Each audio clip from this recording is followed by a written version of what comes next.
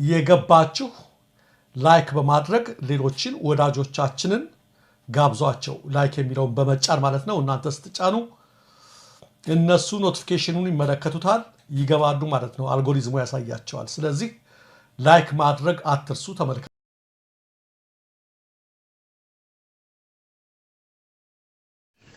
በኋላ ሂደዋል አላሳፈሩም ከዛ በኋላ ያን ነገር አድርገዋል እንደዚህ ልንከበር ሌላ እኮ ነገር አይደለም ሰውነታችን ክብር ሊያገኝ ይገባል ዜግነታችን ማንነታችን አይተሻቸው ከሆነ ሄዶ የተባለ ጊዜ ዛዘንተኞቹ ላይ ታያቸዋል የነበራቸው እንደዚህ መጽናናት ምናምን እንዲህ በክፋት በአዘናችን እንዲህ መጽናናት አለብን ይሄ ደግሞ መብታችን ነው የዜግነት የኢትዮጵያዊነት መብታችን ነው ሁላችንም የሚለው ነገር ነውና እነዚህ ክሊፖችም አሁን አንቺ አልሽው ያበሳጫቸው መጥተዋል ለምን የድሮችን ያስታወስኩ ለምሳሌ ህሊና የሚለው አጠቅላይ ሚኒስትሩ ቃል ሲገቡ ከኃይለ ማርያም ደሳለኝ ጋር ስልጣን ሲረካከቡ ቃል ገባለሁ የሚሉት ድምጻቸውን በማስገባት አሁን ያለውን ሁኔታ አንድም ሰው አይታሰርም ያሉበትን የተለያዩ ቃሎችን ያስገባን የምንሰራቸው ክሊፖች አሁን ያመማቸው ይመጣል ይሄ ደግሞ እውነት ነው ከዚህ የከፋ ብዙ ነገር ይደረጋል ስለዚህ ምን አደረጉ ሲያማቸው ሪፖርት ማድረግ ተሰባስበው እንደዛ ማድረግ የተለያየ ነገር ማድረግ አለና እሱ ነው እየቀጠለ ያለው ነገር ግን ቀደም እንዳልነው መቲ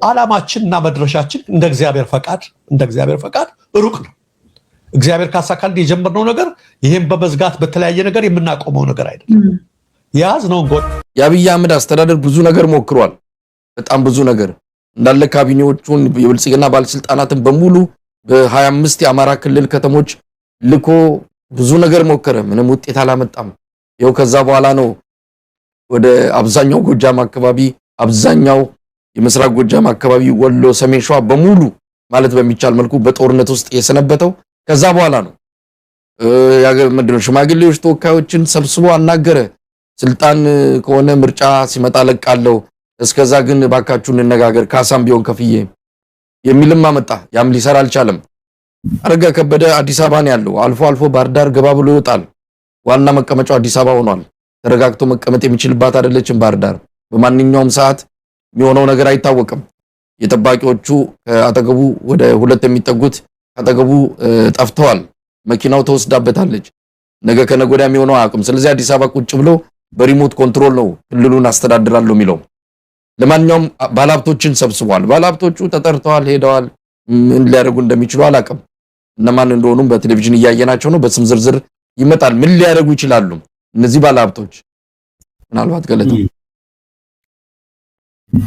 እንደው ይሄ የመጀመሪያው በጣም የሚያሳስበኝ ነገር እንደ አዲስ አበባ ማለት አዲስ አበባ ላይ እንደመቆየቴና በአዲስ አበባ ፖለቲካ ላይ እንደመሳተፌ ትልቅ የአዲስ አበባ ችግር እንደዚህ የክልል ባለስልጣናት እየመጡ ዘር እየመዘዙ ስብሰባ ማድረጋቸው ነው መሳይ ሶማሌ ክልል ይመጣና ሶማሌዎችን ባለሀብት ይላቸዋል ይሰበስብና አዲስ አበባ በሩን ከፍታ ቁጭ ብላ አዲስ አበባ የሚባል ትልቅ ከተማ ዋና ከተማ በዛ ልማት ላይ እንደመወያየት ሁሉም በየብሔሩ እንዲሸፍት የሚደረግባት ከተማ ናትና ሶሻል ፋብሪኳን የሶሻል ካፒታሉን እየበላ ያለ ትልቅ ምስጥ ነው ትልቅ ችግር ነው በነገራችን ላይ ይሄ የአማራ ክልልን የሚመለከት ብቻ ሳይሆን ሁሉም እየመጡ የሚቀራመቱባት ናትና ይሄ አረጋ ከበደም እንግዲህ ሄዶ አማራ ባለሀብቶችን የተባሉትን በሙሉ ሰብስቦ አግዙን እንግዲህ ያለ ነው ያለው ይሄ አካሄዱ በቀደም ያልኩ የአዲስ አበባን እንትን እየጎዳ ነው ያለው ከሁሉ በላይ ግን እነዚህ ሰዎች አይማሩም እኮ መሰለኝ ትምርት የለችም አሁን በቀደም አብይ አህመድ ታስታውስ እንደሆነ ሰብስቦ የሰላም የአማራ ክልል ተወካዮች የሰላም ምናምን ብሎ ሄደ ያ መድረክ ለነገሩ ያው የሽልማት መድረክ ነበረ እሱም ተሸለመ ምን ተባለ አለቀ ይሄ የሰላም ንግግር ባለቀ በማግስቱ እኮ ነው አማራ አብዮት ውስጥ የገባው ከባድ አብዮት ውስጥ እኮ ነው የገባው ሁሉ ጊዜም ስከታተል የሰላም ንግግር በተደረገ በሁለት በሶስተኛው ቀን ከባድ አመጽ በአማራ ክልል ውስጥ ይደረጋል ለምሳሌ ደብረ ብርሃን አካባቢ የነበረ የዞን ውይይት ተደረገ ተባለ በስንተኛው ቀን ኃይለኛ እዛ አካባቢ በንቅናቄ ነበር የህብረተሰብ ንቅናቄ ምንድነው ይሄ የሚያሳየው ፖለቲካ የሚባለው መማር አይደለም ወይ ነው የሚገርመኝ ይሄ እኮ ነው የህብረተሰብ ፖለቲካ መሪ እኮ የህብረተሰብን የልብ ትርታ እየለካ ራሱን አጀስት እያደረገ ነው ስልጣን ላይ መቆየት የምትችለው እንዴት አድርጌ ልቆይ የሚባለው ይችን ከተቃወመ ህብረተሰቡ ስለዚህ እኔ በዚህ መንገድ ራሴን ላስተካክል ላንጽ ይሄ ህብረተሰብ አልወደደውም ብሎ ማስተካከል ነው እንጂ እንደው ዝም ብለህ ንዳ። ባለፈው የነገርኩህ እኮ ነው። በቃ አረ መኪናው ገጭ ይላል፣ ንዳ ዝም ብለህ። ያብይ እንትን ይሄ ነው። በቃ ዝም ብለህ ፓርክ ስራ፣ ዝም ብለህ ንዳ። አረ ይሄ የሰላም ንግግር የሚባለው ነገር ያገኘው ነገር የለም፣ የለወጠው ነገር የለም። ወደ ፖለቲካል ሶሉሽን እንቀይረው፣ ሌላ አይነት ውይይት ነው የሚያስፈልገው ማለት የሚል ነገር የለም። ቀጥል በየዞኑ አነጋገር በየእንትኑ አነጋገር የሚል ነውና አሁን ይሄኛውም አካሄድ በአጠቃላይ አማራን ችግር የሚፈታም አይደለም፣ መሳቂያ ነው የሚሆነው። ሰውየውም ለነገሩ ያ ካፓሲቲም ችግር ያለበት ነው። እዚያ አካባቢ በጣም የተማሩ ልጆች አሉ፣ በየቦታው በማንነታቸው ተደፍረዋል፣ ቤተክርስቲያናቸው የተነካባቸው ሰዎች ናቸው። መሳይ ሃይማኖት ተቋሞቻቸው የተነኩባቸው ሰዎች ናቸው። እነዚህ ባለሀብቶችም ቢሆኑ እናቶቻቸውን፣ አባቶቻቸው፣ ወንድሞቻቸውን ሁሉ ያጡ ሊሆኑ ይችላሉና ምን ብሎ እንዴት አድርጎ መካከለኛ ሆኑና አስታርቁ ሊላቸው እንደሚችል አላቅ። ምናልባት እንግዲህ የገንዘብ ድጋፍ ከዚህ አካባቢ ካለ ያንን ምንጭ ለማድረቅ ሞክራለሁ የሚል ካልኩሌሽን ከሆነ በጣም ደካማ ነው፣ ተላላነት ነውና አጠቃላይ የፖለቲካ ሶሉሽን ነበር የሚያስፈልገው በዛች ምድር ላይ። ይሄንን ሲያደርጉ አናይም። የበለጠ ግን ምንድነው የሚሄዱባቸው መንገዶች ሁሉ እነዚህ መድረኮች የሚያዘጋቸው መድረኮች የህብረተሰብን ትግል በሌላ በኩል እያነሳሱ ነው ያሉት። አሁን የአብይ ያደረገው የሰላም ከአማራ ክልል የመጡ የሰላም ውይይት መድረክ ተብሎ የተካሄደ ስብሰባ ህብረተሰቡን በጣም ነው ያስቆጣው፣ በጣም ነው ያናደደው። በአንድ በኩል አማራ ክልል በዛ ችግር ውስጥ ወድቆ መሳይ በዚህ ችግር ውስጥ ወድቆ በዚህ ቀውጢ መካከል የአማራን ህዝብ ወክያለሁ ተብሎ ካባ ይለበሳል። ይሄ ያንን ህብረተሰብ ከማናደድ ያለፈ ምን ትርፍ ያስገኛቸዋል? እነሱ እንዴትስ እንደዚህ በሞራሉ ላይ በዛ ማህበረሰብ ሞራል ላይ እኮ መረማመድ ማለት ነው ቢያንስ ማለት እና እንደዚህ አይነት ድርጊቶች አሁን ማረጋ ከበደ ይሄንን ተናግሮ መጨረሻ ላይ ደግሞ የሆነ ሰርቲፊኬት ለራሱም ተቀብሎ የሚሄድ ሊሆን ይችላል። የሚያመጣው ነገር ዞሮ የለም። ለዛ ገለታው የአብይ ሽልማትን ነገር ብዙ ጊዜ ብለንበታል። ሰውየው የስነ ልቦና ባለሙያዎችም የሚሉታል ሳዲስት የሚባል በሰው መከራ የሚደሰት በሰው መከፋት በሰው እንባ የሚደሰት ሰው እንደሆነ እንዲህ አይነት ከደም ካጥንቱ የገባ ባህሪ ችግር ያለበት ሰው ስለሆነ በእንደዚህ አይነት ነገር ደስታው የሚገልጽ ነው።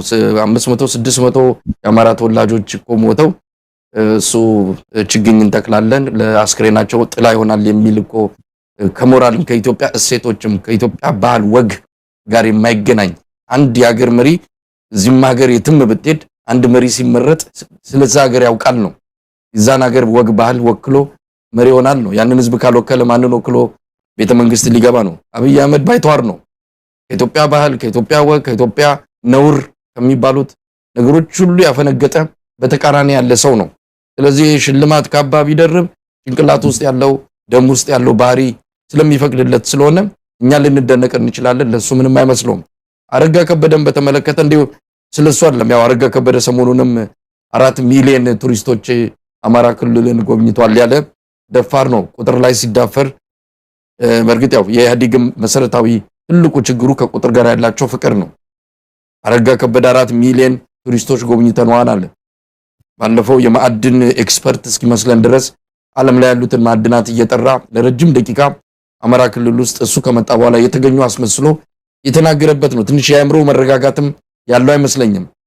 የመጣበት ሁኔታ ባለፈው ታስታውሳለህ፣ ጸበል ሁሉ የተወሰደበት ሁኔታ እንዳለ፣ ሕክምና እየተወሰደ እንዳለ፣ ሌላው ቀርቶ ፕሬዝዳንት ከሆነ በኋላ ሁሉ ጸበል የወሰዱበት ሁኔታ እንዳለን የተነገረን። ሰውየው ትንሽ የጤና ችግር ውስጥ እንዳለ ይታወቃል። አብይ ይሄን ሰውዬ ነው ፕሬዝዳንት አድርጎ የሰየመውና ባለሀብቶቹ ላይ ነው አሁን ጥያቄ ነኝ። ባለሀብቶቹ በእርግጥ ተጠርተዋል። እዚህ ወቅት ላይ ምን ሊያደርጉ ነው?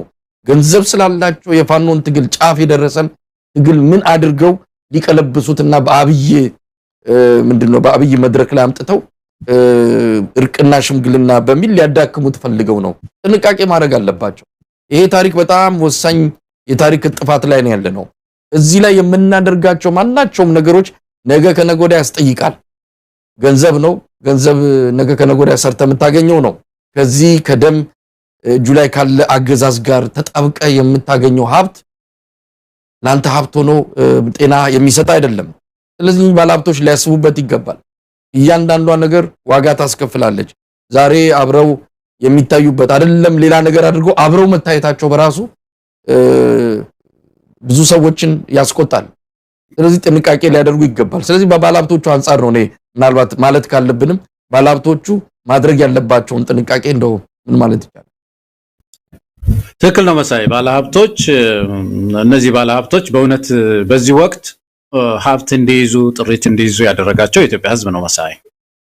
እነዚህ በሐቅ ሰርተው ያገኙትን ማለት ነው። በሐቅ ሰርተው የነገደ ሰው ይህ ሕዝብ ነው የገዛቸው ቅርስ እንዲይዙ ጥሪት እንዲይዙ ያደረገውና ይህን ሕዝብ የሚያጠቃ ሲመጣ ከሕዝብ ጎን ነው መሰለፍ ያለባቸው። ዋጋ እንኳን ቢያስከፍል ዋጋ ከፍለው ሌላ ጊዜ እኮ የዚህው ሕዝብ እኮ መልሶ የሚክሳቸው ነው የሚሆኑት መሳይ። ስለዚህ እነዚህ ሰዎች ይህንን ትልቅ ነገር መገንዘብ ያለባቸው ይመስለኛል።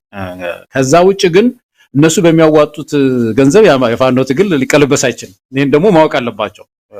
አብይ እኮ 10 ቢሊዮን ያለው 10 ቢሊዮን ዶላር የዚህ የካፒታል ፕሮጀክቱን እኮ አጥፈንም ቢሆን እኮ በብር አታሸንፉንም ብለዋል። በብር ያሸነፈ የለም። አለፈው ያነሳን ይመስለኛል ማናቸው ጋዳፊ በጣም ብዙ ጊዜ ወደ መድረክ በወጡ ቁጥር ተቃዋሚዎችን የሚያስፈራሩት በብር ነበር መሰለኝ።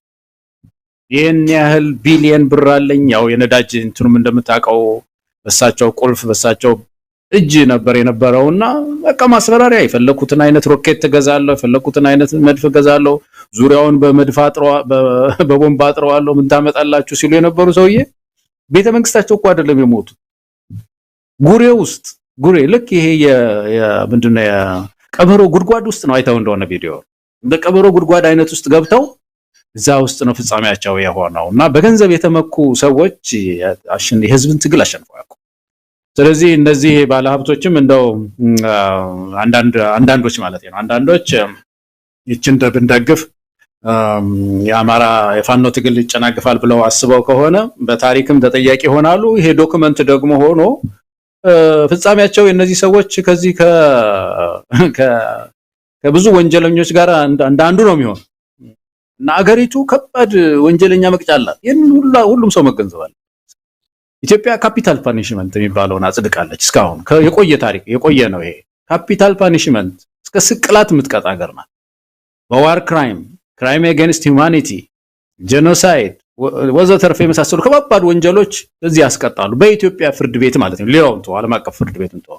ስለዚህ ይሄ ከባባድ ወንጀል ላይ በዘር ማጥፋት ላይ የሚሳተፉ ሰዎች በህብረተሰብ ትግል ላይ ውሃ እየጨለሱ እንደው ፐርፐስፉሊ የህብረተሰብን ትግል ታርጌት አድርገው ሊያኮላሹ የሚችሉ ሰዎች ዘመኑ የቴክኖሎጂ ዘመን ነው። የኢንተርኔት ግንኙነታቸው ሊሆን ይችላል፣ የስልክ ግንኙነታቸው ሊሆን ይችላል፣ ሌሎች ግንኙነቶች በሙሉ እየተሰነዱ ነው መሰለኝ። ይሄን የሚሰራ አካል እኮ አለ በዚህ ሰዓት። ይሄን የሚሰራ አካል ይሄን ማወቅ አለባቸውና እስከ ስቅላት የምትገጣ አገር ናት። የከባድ ወንጀል ነው በጣም በዚህ ድሃ ህዝብ ላይ መሳይ እዚህ በጣም በተበሳጨ ህዝብ ላይ ይህን ትግል ለማጓተት እና ለማቀዝቀዝ እንደውም ለማጨናገፍ የሚደረግ እንቅስቃሴ ከባድ ወንጀል ነው። ስለዚህ ይሄንን ምንድነው አዙሮ ማሰብ ያስፈልጋል ያስባለሁ እንዳንድ ዜጋ። ገለታው ምናልባት ያው በህግም ደረጃ የሚጠየቁበት ሁኔታ ሊኖር ይችላል። ባይመከርም እንደዚህ በአደባባይ የሚገለጽ ባይሆንም አሁን ፋኖችም እየቀጡ ነው። ቅጣት ነው መቼም አሁን አመራሮቹ ላይ እየተወሰደ ያለውን እርምጃ መደገፍ አለመደገፍ ሌላ ጉዳይ ነው። ግን በእንደዚህ አይነት የሉና ስጋት ውስጥ የሉና አደጋ ውስጥ ያለ ማህበረሰብ ሊወስዶ የሚችለውን እርምጃ በምን አእምሮ ልትመዝነው የምትችለው አይደለም። የመጨረሻ ደረጃ ላይ ሲደርስ የወሰደውን እርምጃ ልክ አይደለም ነው ብለ የሞራል ጥያቄ የምታነሳበት አይደለም። እነዚህ ባለሀብቶችም ነገ ከነገ ወዲያ ሀብታቸውን ካፈሩበት ህዝብ እንደዚህ በስቃይ እንደዚህ በድሮን እየተቀጠቀጠ እነሱ ከገዳዮች ጋር ዋንጫ የሚያነሱ ከሆነ በጣም ከባድ ነው። ስለዚህ ሊያስቡበት ይገባል። እውነተኛ ፍርድ ሲመጣም ያው የማይቀርላቸው ይሆናል። ገለታው ወደሚቀጥለው ርዕስ እንሂድ። ሰፊ ጊዜ ወስደንበታል። በአማራ ክልሉ አዲስ አበባ ቤት ፈረሳ አሁንም አንዣቧል። አሁን ወደ ዋናው ወደ ከተማው እምብርት መጥቷል። ፒያሳ ዶሮ ማነቂያ 10,000 ነዋሪ በ3 ወር ውስጥ አካባቢውን ለቀው እንዲወጡ ተነግሯቸዋል። ነው ሰብስበዋቸው ነበረ። ለልማት ይፈልጋል የሚል አነጋግሬያቸዋለሁ። የተወሰኑትን ምናልባት በዜናም በተለያየ መልኩ እናቀርባቸዋለን። የነገሯቸው ነገሮች የነዋሪውን አጠቃላይ ሁኔታ ከግምት ያስገባ አይደለም። 250,000 ብር ቅድሚያ ክፍያ ከፍላችሁ ኮንዶሚኒየም እንሰጣችኋለን፣ አለበለዚያ አንድ አይነት ቦታ ነው የምትወድቁት። እንዲህ አይነት የሚባል ምንም ወደ ግራም ወደ ቀኝም መፍትሄ የሌለው ነገር ነው ይዞላችሁ የመጡት። ዋናው የፈለጉት ትነሳላችሁ ነው። ምን ማለት ይቻላል? አብይ አህመድ በልማት ሰበብ አዲስ አበባን እያተራመሳት ነው፣ እያፈረሳት ነው። አዲስ አበባ ከነቀለማም ከነምኗም ትጠፋለች በቅርቡ። መቼም አዲስ አበባ ላይ እንደመቆየቴ በዚህ ጉዳይ ላይ በደንብ ነው ያጠና ነው። በተለይ የዚህ አብይ አህመድ እንቅስቃሴ እኔ አንድ የሚገርመኝ በጣም ፋንዳመንታል የሆነ ነገር የሚገርመኝ ምንድነው መሰለ መሳይ፣ መቼም ማስተር ፕላን የሚባለው ነገር ሲሰራ መጀመሪያው ነገር ከፕላኑ በፊት ሐሳብ ነው የሚመጣው፣ ሐሳብ ነው። እና ይሄ ሐሳብ ልማት የሚባለው ነገር እንግዲህ ሲመጣ ስለ ህዝብ ነው የምታስበው መሳይ። አሁን ፎቶ ታነሳለህ፣ ሳተላይት ኢሜጅ ታነሳለህ ከተማዋን። ከዛ በኋላ በጣም ተጠጋግተው የሚኖርባቸውን ቦታ ታያለህ። ይሄ ቦታ ምንድነው ትላለህ። ጨርቆስ ነው ይባላል፣ ይሄ ዶሮ ማነቂያ ነው ይባላል፣ ይሄ ሰባተኛ አካባቢ መርካቶ ነው ይባላል፣ ይሄ ቦታ ነው ይባላል። ስታየው ያንን ህዝብ የሚያስተዳድር ሰው መጀመሪያ የሚያስበው እነዚህ ሰዎች የሚኖሩበት የመኖሪያ አካባቢ ጥሩ አይደለም፣ ህይወታቸውን ቤታቸውን እንዴት እንቀይረው እኮ ነው የሚለው። አንድ አስተዳዳሪ እንደዚህ ነው ማሰብ ያለበት መሰለኝ። እንዴት አድርገን ነው የምናሻሽልላቸው የሚለው ነው የሚመጣው። ከዛ በኋላ እንግዲህ የዶሮ ማነቂያ አካባቢ ሰው ፕላኑም ጥሩ አይደለም፣ መውጫ መግቢያው ጥሩ አይደለም፣ ውስጥ ለውስጥ መንገድ የለውም። ስለዚህ እንደዚህ ነውና እንዴት አድርገን የዚህን ማህበረሰብ ቤት እንቀይርለት፣ የተሻለ ቤት እናድርግለት ነው ወይስ ደግሞ ሰርተን ሌላ ቦታ ሙቭ እናድርገውና ይሄን ቦታ ደግሞ ሌላ ነገር እናድርገው የሚለው ነገር የሚመጣው እንደዚህ ነው። የአብይ አህመድ አሰራር በተገላቢጦሽ ነው መሰለኝ። ማስተር ፕላኑ ሲሰራ ምንድነው የሚያደርጉት? መጀመሪያ በዚህ ላይ አንድ የመዝናኛ ወይም ደግሞ የወንዝ ዳር መናፈሻ እንስራ ይላሉ። ይሄ ነው የመጀመሪያው ሐሳብ። ይሄ ሲመጣ ከዛ በኋላ ይሄ እኮ ዶሮ ማነቂያ ላይ ደረሰ ይሄ ፕላን፣ ስለዚህ ይሄንን ህዝብ እንዴት አድርገን እናስወግደው የሚለው ነው የነዚህ ሰዎች ሐሳብ መሳየው። በዚህ በእነሱ በሚያስቡት የውበት ፕሮጀክት ላይ የሚያልፍባቸው መንገዶች ላይ ድሆችን ሲረጋግጣቸው እነሱ እንዴት ሪሙቭ እናርጋቸው፣ እንዴት አድርገን ወደ ሌላ ቦታ እንውሰዳቸው ነው የማስተር ፕላኑ ሐሳብ። ይሄንን ነው ሪቨርስ ማድረግ ያለብን ኢትዮጵያውያን። አዲስ አበባ መጀመሪያ ሰብአዊ እድገት ሰብአዊ ልማት እንዴት አመጣለሁ ብሎ ነው መነሻው እኮ ነው ችግሩ ያ ነው። አሁን ለምሳሌ በዚህ በዶሮ ማነቂያ አካባቢ ያለው ፕሮጀክት ተመልከት። በዚህ በአብይ ጫካ ፕሮጀክት አለ፣ በዚህ ወንዝ ዳር መናፈሻ አለ፣ በአድዋ ምንድነው ይሄ ሙዚየም አካባቢ ያለ የማስፋፋት ፕሮጀክት አለን። ስለዚህ ደሃው ሂድ እኮ ነው። ይሄ ነው እንትናቸው መነሻው ይሄ ነው ወይ መሆን ያለበት? ተጠጋግተው ያሉ ቦታዎችን መጀመሪያ የአዲስ አበባ አስተዳደር ማሰብ ያለበት የእነዚህን ሰዎች ቤት እንዴት ልቀይር፣ ኑሯቸው እንዴት ልቀይር ካልክ በኋላ የሚመጣ ነገር ነው የሚቀጥለው። እና ተገላብጦ ነው የመጀመሪያው ነገር የሚያስገርመኝ ይሄ ነው። ከዚህ የተነሳ ነው ድሆች መሄጃ አጡ አዲስ አበባ ውስጥ መሳይ። እዚህ ቦታ የሆነ ነገር ደግሞ ልማት ይሉታል። ይሄን እዚህ ቦታ የሆነ ነገር ልናደርግ ነው በ3 ወር ልቀቅ። ደግሞ 2 ዓመት እንኳን አይደለም የሚሰጡት፣ አንድ 3 ዓመት ምናምን እንኳን አይደለም የሚሰጡት፣ 3 ወር ወይም ደግሞ አንዳንዴ በ3 ቀን። እኛ ያን ጊዜ በነበርንበት ጊዜ በ3 ቀን የሚሉት ነገር ይለጠፋል። የሆነ ቀይ ነገር ምናምን አድርገው በር ላይ ይለጥፉባቸዋል። ህዝብ ይንጫጫል ድሃ። እና ይሄ ምን አመጣ? ድህነት በከተማ ውስጥ እየጨመረ ትንሽ ተጣጥረው አንድ ሰው አዲስ አበባ ውስጥ አንድ ድሃ ቤት ለመስራት መሳይ ስንት ጊዜ ወድቆ መሰለህ የሚነሳው? የስንት ልጆቹን ጉሮሮ ዘግቶ መሰለህ ትንሽ ዛኔጋባ ቤት የሚሰራው የሚያድሰው። የቀበሌ ቤት ከሆነች ደግሞ ያው እንደምታውቀው ድሮ የተሰራ ቤት ነው፣ ከጭቃ የተሰራ ነው። ያችን ለማደስ ያወጣው ወጪ የቤት መስሪያ ያህል አዲስ ቤት የምትሰራውን ያህል አውጥቶባታል። ስለዚህ ያንን ህዝብ ማፈናቀሉ ነገር ሲሪየስ ሂውማን ራይት ቫዮሌሽን፣ በጣም ሲሪየስ የሚባል ሰብአዊ ልማት ነው የሚያስፈልገው መሳይ። እና አጠቃላይ የፊሎሶፊው መነሻቸው ራሱ እዚህ ቦታ ላይ መንገድ ማነው የመናፈሻ ልንሰራ ነው። መናፈሻው ረጅም ነው መንገዱ፣ የሳይክል መንጃ በዚህ በኩል አለ። ሳይክሉ የሚሄድበት ሳይክል መንጃ መሄጃው ቦታ ላይ ድሆች አሉ። ስለዚህ እነሱን ማስወገድ አለብን የሚለው ፊሎሶፊው ራሱ ይሄን ነው መታገል ያለብን።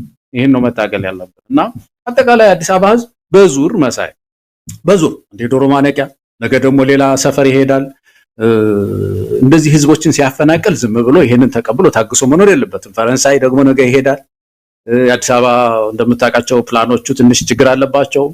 ስለዚህ ይሄንን ጉዳይ እንደው የሰብአዊ መብት ተሟጋቾችም ህዝቡም ራሱ በጣም ተደራጅቶ መታገል ያለበት ይመስለኛል። አንድ ሁለተኛው መሳይችን ብቻ ደግሞ ለናገር ከዚህ በፊት ፈርሶ የተሰራውን እንመልከት። ለምሳሌ ሸገር ግንባታ ተብሎ 100 ስንት ሺህ ቤት እኮ ነው የፈረሰው። በጣም ፈረሰ።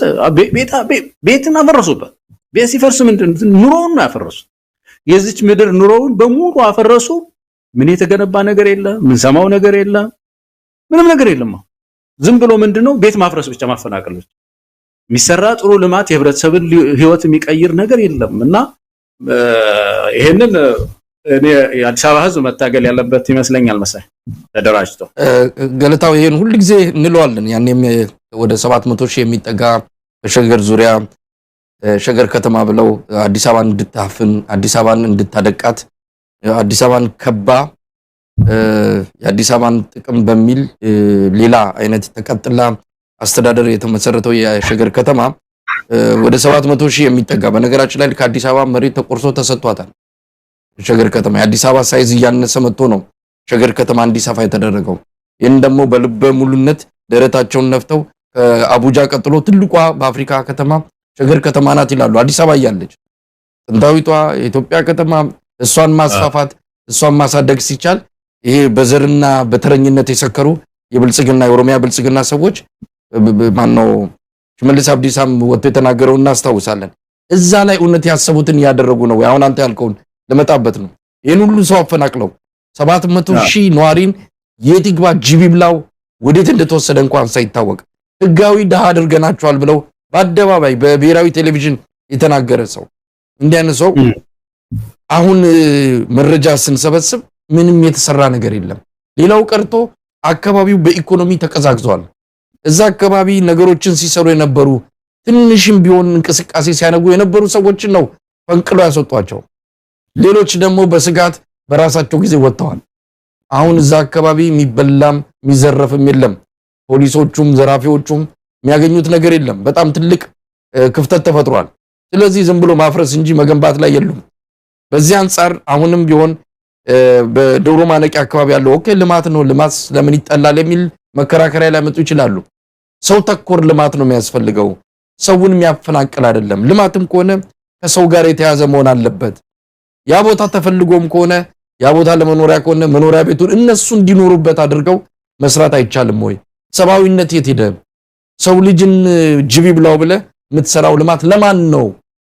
ለማን እንዲጠቅም የሚል ጥያቄ በደንብ ታነሳለህ። በጣም ምክንያታዊ የሆነ ጥያቄ ነው። ለማንኛውም ይሄ ጉዳይ አንተ እንዳልከው በየተራ እየመጣ ነው።